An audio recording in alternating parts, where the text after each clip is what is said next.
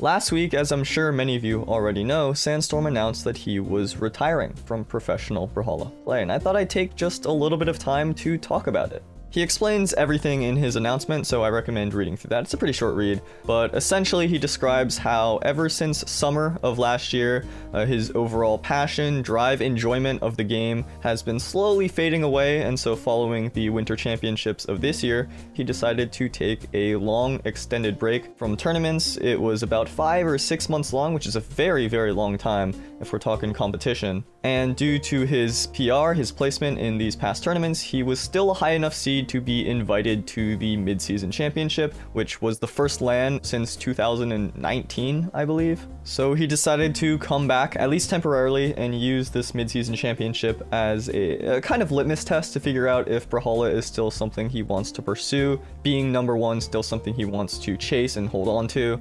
And he placed 5th, which is kind of absurd considering he missed almost all of 2022, and this passion has been fading since summer of last year. He even says, you know, I played okay, I'm happy with how I did considering all of that, and being at LAN was great, meeting everyone in person was great, and at the same time, it was the moment he realized that it was time to close the Brawlhalla chapter of his life. I want to read a couple excerpts of what he wrote. I think there's some real gold nuggets in here. He says that it's sad to see your competitive drive slowly evaporate for the game that you've put the most time into, the game that has built your entire name, your entire brand up to this point, and the game that has led you to meeting some of your closest friends. But I really can't control what I enjoy or don't enjoy.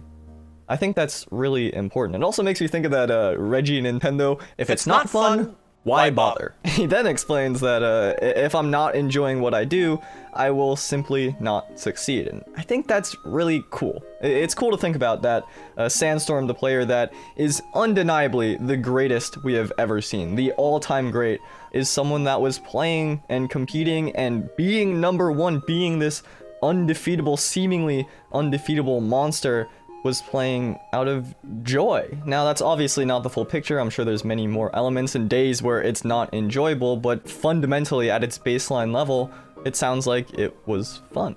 He then says that I'm very happy for the newer players that do enjoy the game, and I wish them the best in pushing the envelope, pushing the game forward, but that person to push it will no longer be me.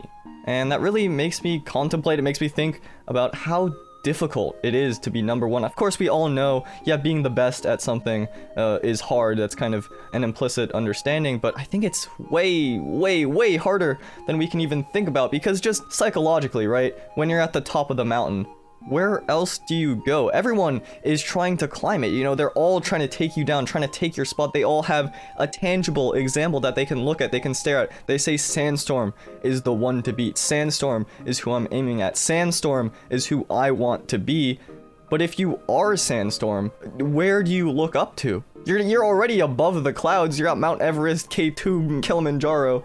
All of your drive has to come kind of intrinsically. When you're the best, everyone is trying to tear you down, and all of your accomplishments are mitigated. They're minimized by everyone just saying, oh, well, I expected that to happen. I expected him to win. Or, well, Sandstorm won, no surprise. And then every time you stumble a little bit, falter, everyone's gonna say you're washed. Everyone's trying to take you down. Just look for an opportunity to poke little holes in your body. You're gonna end up looking like SpongeBob. It's a hard place to be in. It's stressful, it's taxing, and you can imagine if you're the best, undisputed best for that long, you've gotta have a good reason to keep on trucking along and having fun, being happy. I mean, that's one of the best, most wholesome possible reasons you could even have. I know just hearing that myself, I can't help but smile. Whenever I think about competition, I've talked about the Olympics here before, but just watching sports, watching esports, any environment where people are opening themselves up to this moment of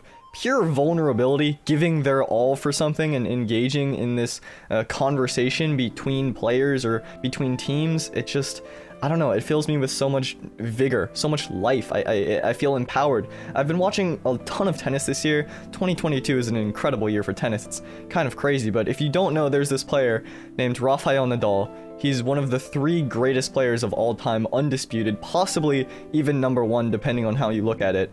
He has the current record for the most amount of major wins. They're called Grand Slams.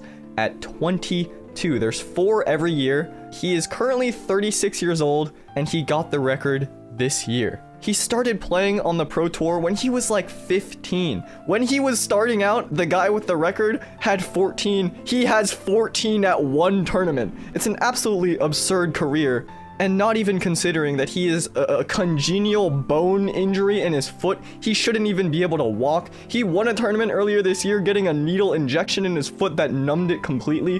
One of the most physical, hardest tournaments of the year. I mean, it's just incredible to watch. The mentality, the sheer will that these people have, it's life-affirming. Humanity affirming. It doesn't matter if it's something as dorky as a 2D flash game or as cool as hitting a ball with a racket, which now that I say that, that's actually pretty dorky too. But regardless, it's real. The time that goes into it is real. The emotions that go into it are real. Everyone is trying their best, their absolute best, pushing themselves. It's incredible, and nobody can take those moments away, ever. I think what's so special about these people at the top, at the peak, the pinnacle of their craft is not only are they beautiful, wonderful to watch on the court or on the screen, but they bring out something in us too. There's a real energy that I feel in my chest, in my heart when I see them. I was talking about Nadal earlier at the Australian Open this year, which is the first of the 4 big tournaments. He was down so bad in the finals. He was down 2 sets. He was about to be down a breakdown love 40, which I guess in Brawlhalla analogy terms, it's grand finals. He's 2 games down. It's small Brawlhaven and he's on 1 stock red, while the other guy has literally not been touched the entire match. And yet, despite it all, despite all evidence pointing to the contrary, in my heart of hearts, I thought he can win this. And he did. He has not won that tournament since 2009. He was down so bad, and yet I still believed. Why? It defies logic. These people are just astonishing. They're mesmerizing. And look, I've dedicated a big portion of my own life to Brawlhalla. I grew up with this game, with this community, and so I got the same exact feeling whenever I saw Sandstorm down. I can't remember the exact event. Maybe it was CEO, maybe it was Low Tier City 7. I don't know. It's happened so many times, but I remember just sitting in the audience and I could feel this like aura, this presence where he was down. He was on the precipice of being eliminated, knocked out. Someone else was gonna win the tournament, and yet there is this denseness to the air, this pressure. It was so strong that everyone could feel it. You could reach out and taste it if you wanted to. This feeling that he wasn't going to give up. And sure, it's possible that he could lose. He's been beaten before. He's lost earlier in the tournament. That's why he's in the loser's bracket. But no matter what, you're going to have to fight through every second. Every interaction is going to be a battle. And when you feel that, not just as the other person on the other side of the screen, but just as an observer, how can you not be drawn in? I mean, competitors like this, they make the impossible seem possible. They pull off miracle after miracle, and at the same time, they're still just people. Again, I don't know how that can not be awe-inspiring. It's cool. I think things like this, these moments of deep and genuine intensity, make life worth living. It makes life fulfilling. And for someone to have the ability to bring that out of others just by existing, that's just incredible. I hope I could do that at some point. That'd be pretty cool. Anyway, I kind of rambled a lot there about Sandstorm as a player. Sandstorm as a person, as many of you probably know, very funny guy, and every interaction I've had with him has been great. I remember at Final Round 2019, Shine 2019, one of those. I'm not the most outwardly outgoing, sociable person, you could say. I play Super Auto Pets all day. But he made a point to come up to me. He was like, yo, what's going on? How's it going? He's going to be attending BCX, if you want to meet him. I don't know why I'm saying this. It's like I'm doing an advertisement for a meet and greet. I'm just saying that he's not disappearing. He's still going to be competing. He still has that passion, that competitive drive he describes for multiverses, as well as re-entering into Smash Ultimate. So if you want to root for him there, then absolutely go for it. I know I will be. You got a fan out of me. Unless he does something kind of cringe, in which case I'll need a new weather-based calamity to root for. But regardless, I think it's important to remember that Sandstorm will always be a part of the Brawlhalla community. No player has ever and probably will ever have the impact that he's had. He is a cornerstone, a core pillar of the scene, and that will never change. Sandstorm retired on his own terms, and I think, speaking primarily just as a fan, That is the best we could ever ask for. Of course, like many of you, I'm gonna miss seeing him up on that Brawlhalla stage, but this feels like a happy goodbye, and I think that's something that is often sorely missing. I think that's about what I wanted to say. Thanks for watching, everyone. Thank you, Sandman, and good luck.